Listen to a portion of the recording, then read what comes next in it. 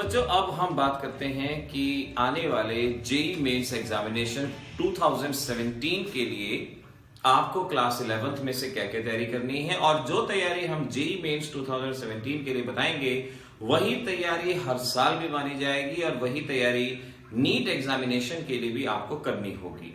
तो जेई में अपीयर होने वाले बच्चे और नीट एग्जाम में अपीयर होने वाले बच्चे इन चीजों का ध्यान रखेंगे। अपने पिछले वीडियो के अंदर भी हमने आपको ये बताया था कि क्लास 12th के पेपर क्योंकि अभी आपके फिनिश हुए हैं तो वो कंटेंट तो आपको तैयार होगा, और पिछले 1.5 मंथ से हम लगातार कोशिश कर रहे हैं कि आपके शॉर्ट नोट्स बने और आप उसमें से तैयारी करने के हालात में हो। अब बात करते हैं हम क्लास 11th में से हर चैप्टर में से क्या क्या पोर्शन है जो अब आपको जेई मेंस के लिए करना है। जेई मेंस और नीट एग्जामिनेशन के लिए वीडियो अपलोड होने शुरू हो चुके हैं। अब बारी है चैप्टर वाइज जो बच्चे आगे फास्ट स्पीड पे बढ़ रहे हैं उनको भी थोड़ा सा क्लियर होना चाहिए कि उनको क्या करना होगा। सबसे पहले बात करते हैं 11th क्लास के first chapter some basic concept की, और यहां पर आपको कर लेना होगा mole concept, molecular formula, empirical formula, limiting reactant, molarity, molality और equivalent mass. Molecular formula, empirical formula के सिर्फ मल्टीपल चॉइस के क्वेश्चन करने हैं। लिमिटिंग रिएक्टेंट हर हालत में करना है। रिएक्शन स्टोइशियोमेट्री और लिमिटिंग रिएक्टेंट को कंबाइन करके करना है। अब इन टॉपिक पे जो जो टॉपिक मैं आपको बताऊं, ज्यादा ना भी कर पाए तो कम से कम इतना तो कर लीजिए कि पिछले 10 सालों में जो जो क्वेश्चन किसी भी कॉम्पिटिटिव में, चाहे आप जेई में अपीयर हो रहे हैं तो मेडिकल एंट्रेंस के सही, या मेडिकल में अपीयर हो रहे हैं तो जेई के सही, किसी के भी सही, पिछले 10 सालों के लिए क्वेश्चंस जरूर प्रिपेयर कर लीजिए। स्ट्रक्चर ऑफ एटम, इसमें आपको एनर्जी के बेसिस पे न्यूमेरिकल करने हैं। Electronic energy, joule, kilo joule, electron volt की यूनिट के अंदर कॉन्फ़िगरेशन लिखना आना चाहिए। किस किस का एक्सेप्शनल कॉन्फ़िगरेशन है, कॉपर है, क्रोमियम है, पैलेडियम है, क्या है वो आना चाहिए। कौन सा रूल सब शेल के लिए है, शेल के लिए है, ऑर्बिटल के लिए है, वो आना चाहिए। स्पेक्ट्रम में कितनी नंबर ऑफ स्पेक्ट्रल लाइन आती हैं ये क्वेश्चन करना होगा। वेवलेंथ, वेव नंबर निकालने के न्यूमेरिकल करने होंगे। क्वांटम नंबर के बेसिस पे भी कभी कभी क्वेश्चन पूछ लेते हैं। अब ये आपके फिजिक्स में भी चैप्टर है तो यहाँ radius, velocity, kinetic energy, potential energy वगैरह के रिलेशंस ये भी आपको अच्छे से करने हैं। बाकी चीजें जो भी इनमें बचती हैं जैसे cathode rays experiment, anode rays experiment वगैरह, उन्हें आपको करने की जरूरत नहीं है। हाँ, डी ब्रोगली प्रिंसिपल, हेजनबर्ग, ये जरूर कर लीजिए। फोटो इलेक्ट्रिक इफेक्ट फिजिक्स में भी हो जाएगा, यहाँ करें या ना करें मर्जी है आपकी। पीरियोडिक क्लासिफिकेशन, पीरियोडिक प्रॉपर्टीज के अंदर ध्यान रखिए ये जीआईसी का पार्ट है, जर्नल इनऑर्गेनिक केमिस्ट्री। इस चैप्टर को ऐसे तैयार करना है जैसे आप इनऑर्गेनिक का बेस तैयार कर रहे हैं। आयोनाइजेशन एनर्जी के एक्सेप्शन याद करो, electron affinity, electron gain enthalpy, electron negativity. Mainly 4 तरह की प्रॉपर्टीज याद करनी है। और इसमें मैं आपको बता दूं एनसीईआरटी बुक के अंदर टेबल दी जाती हैं और उस टेबल में वेरिएशन होता है एटॉमिक साइज का, आयनाइजेशन एनर्जी का, इलेक्ट्रॉन गेन एंथैल्पी का, उसे बारीकी से पढ़ो। और वहां पर जो एक्सेप्शन आ रहा है, जो डिफरेंट एक अलग बिहेवियर ऑब्जर्व हो रहा है, उसको नोट करो और वही आपके एग्जाम का मटेरियल होगा, ध्यान रखना। तो पीरियोडिक क्लासिफिकेशन के लिए एनसीईआरटी बुक और उसमें प्रेजेंट टेबल्स वो अच्छे से कर लेनी चाहिए। थर्मोडायनेमिक्स अगला chapter, first law of thermodynamics, इसमें first law, second law, third law, 0th law सभी की डेफिनेशन याद रखनी है। उसके अलावा basic definition like state function, state variable और मैक्रोस्कोपिक प्रॉपर्टीज याद रखनी है।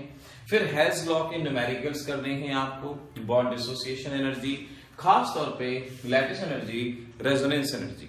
लैटिस एनर्जी, रेजोनेंस एनर्जी, इन 2 टॉपिक को एनसर्कल कर लीजिए, इनको फाइंड आउट करना आना चाहिए, इनके बेसिस पे क्वेश्चन सॉल्व हो। Entropy, Gibbs energy, general question. तो ये टॉपिक रेजोनेंस और लैटिस एनर्जी का एक्सटेंसिवली करना है। बाकियों के बेसिस पे प्रीवियस ईयर में आए हुए क्वेश्चंस वगैरह आपने सॉल्व करने हैं। केमिकल बॉन्डिंग, केमिकल बॉन्डिंग में आप properties of ionic covalent coordinate compound, इनकी प्रॉपर्टी पढ़ेंगे, कौन गुड कंडक्टर है, कौन ज्यादा सॉल्युबल है, नहीं है, एक्सेट्रा। कितने तरह के बॉन्ड्स होते हैं, उनके स्ट्रक्चर, कुछ फेमस मॉलिक्यूल के structure, lone pair, hybridization, molecular orbital theory और हाइड्रोजन बॉन्ड। अब यहाँ इस चैप्टर में बॉन्ड लेंथ आता है, बॉन्ड एंगल आता है, वो सब के सब जीआईसी के साथ स्टडी करें। जीआईसी की प्लेलिस्ट हमने बना रखी है, ऑलरेडी चैनल पे प्लेलिस्ट है, वहां पर आप जीआईसी तैयार करेंगे, ये आपकी पूरी इनऑर्गेनिक के लिए बेटर रहेगा।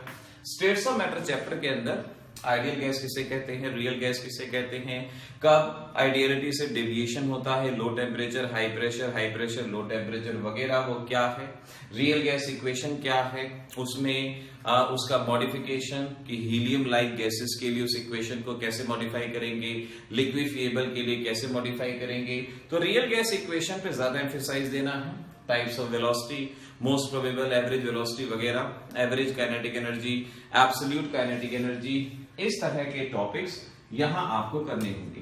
जो चीजें जनरली स्कूल लेवल पे स्टेट्स ऑफ मैटर में होती हैं वो कॉम्पिटिटिव में नहीं आती। कॉम्पिटिटिव में इसका सेकंड हाफ आता है जो रियल गैस इक्वेशन वगैरह, और वो भी कोशिश कीजिए जितने एमसीक्यूज हो सके ट्राई कीजिए। इक्विलिब्रियम के अंदर characteristic of equilibrium constant, equilibrium constant कितने तरह का है, केसी क्या है, केपी क्या है, क्यूसी क्या है, क्यूपी क्या है, केएक्स क्या है, क्यूएक्स क्या है, इस तरह से इक्विलिब्रियम कांस्टेंट की डिफरेंट टाइप, बेसिक न्यूमेरिकल जो इक्विलिब्रियम के बेसिस पे है, acid base concept, Bronsted Lewis concept, इसके टाइप, इसके एग्जांपल, कौन ब्रोंस्टेड एसिड है, कौन लुईस एसिड है, ये सभी करना होगा।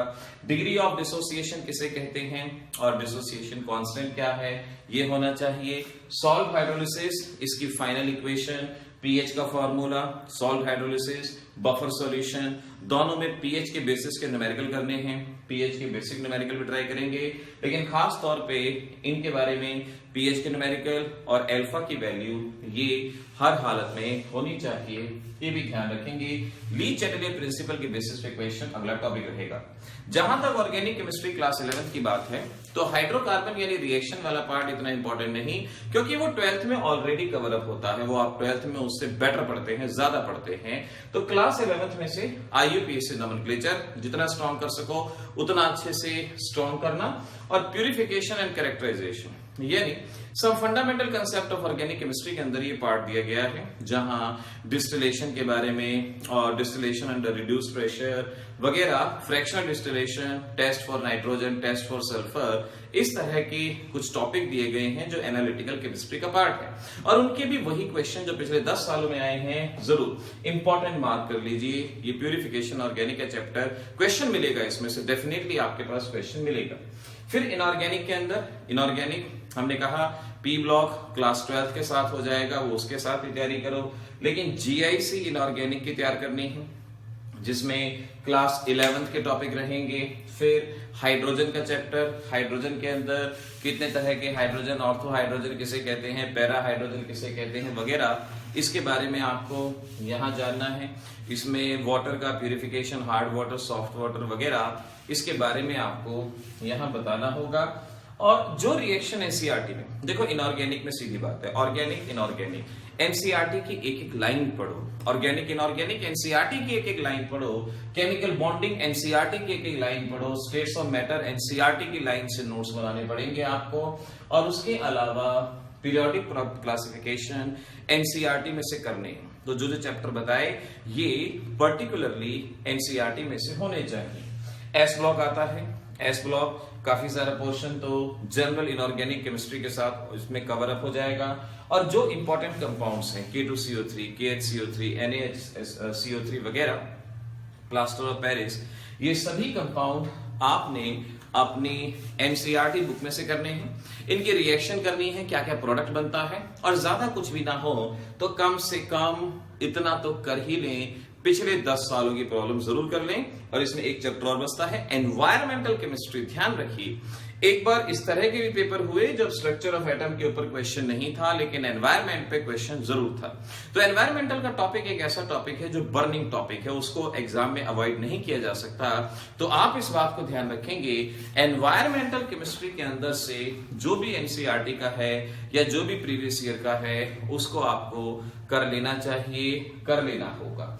तो इतना पोर्शन क्लास 11th में से चैप्टर वाइज चैप्टर वाइज क्या क्या करना है ये बताया जा चुका है।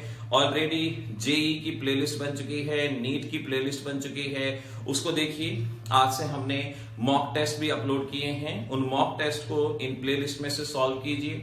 देखिए, तैयारी करने की कोशिश करेंगे तो बात होगी, बड़ी बड़ी बातों से तैयारी नहीं होती। तैयारी होती है कार्य करने से, काम करने से। आप कार्य कीजिए, काम कीजिए। ऐसा ना हो कि दिन भर सर्च करने में ही आपका समय निकल जाए और मालूम पड़े कि याद तो कुछ हुआ नहीं। आप डायरेक्ट उस बात को याद कीजिए। बात तो इस तरह से बच्चों तैयारी करते रहिए, आने वाले एग्जामिनेशन में डेफिनेटली सक्सेस आपको मिलेगी। फर्ज है आपका मेहनत करना, आगे सफलता मिलती है या नहीं मिलती वो बात की बात है, लेकिन इस विश्वास के साथ कि सफलता हमें जरूर मिलेगी, आप तैयारी करते रहिए। All the best, happy examination.